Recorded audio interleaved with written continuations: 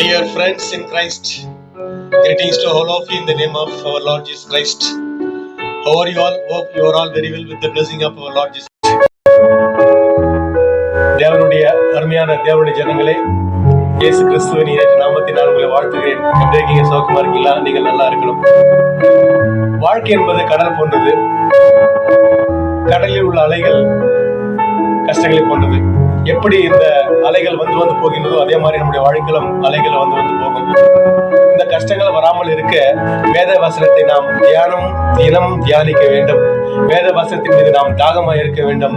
நம் மனதிலே பதிவித்துக் கொண்டால் அந்த வேத வசனத்தினால் நமக்கு நல்ல அறிவும் ஞானமும் சமாதானமும் கிடைக்கும். கஷ்டங்கள் போகக்கூடிய எல்லா மருந்துகளும் அந்த வேத வசனத்திலே அடங்கியிருக்கிறது. இதற்கு ஆதாரமாக ஒரு வேதத்தின் ஒரு வசனத்தை வாசிக்கிறேன். Let me read the letter of Colossians chapter 3 verses 16. கொலோசியர் 3ஆம் அதிகாரம் 16வது வசனம். கிறிஸ்துவின் வசனம் உங்களுக்குள்ளே சகல ஞானத்தோடும் பரிபூர்ணமாக வாசமாய் இருப்பதாக.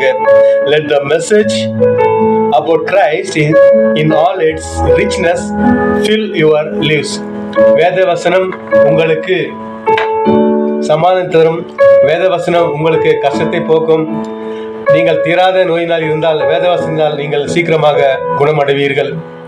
இந்த பரீட்சை காலங்களில் உங்கள் பிள்ளைகள் தேர்ச்சி பெற வேண்டும் என்று சொன்னால் வேதவசனத்தை உங்கள் பிள்ளைகளுக்கு போதியுங்கள்.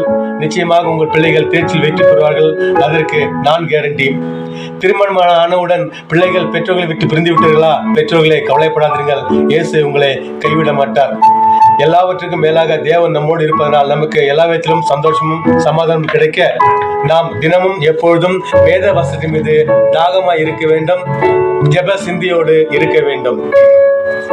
தாகமடைந்தோர் எல்லோருமே தாகத்தை தீர்க்க வாரும். தாகமடைந்தோர் எல்லோருமே தாகத்தை தீர்க்க வாரும். ஜீவ தண்ணீரான கர்த்தர் இயேசுநாத ஜீவன் உனக்களிப்பார். ஜீவ தண்ணீரான கர்த்தர் இயேசுநாத ஜீவன் உனக்களிப்பார். அருமையான கால வேலைக்காக முத்தரிக்கிறோம், ஸ்தோத்திக்கிறோம் சாமி. கடந்த வாரம் முழுவதும் எங்கள் கண்மணி போல காப்பாற்றி வந்திருக்கா, நன்றி செலுத்துறோம்பா.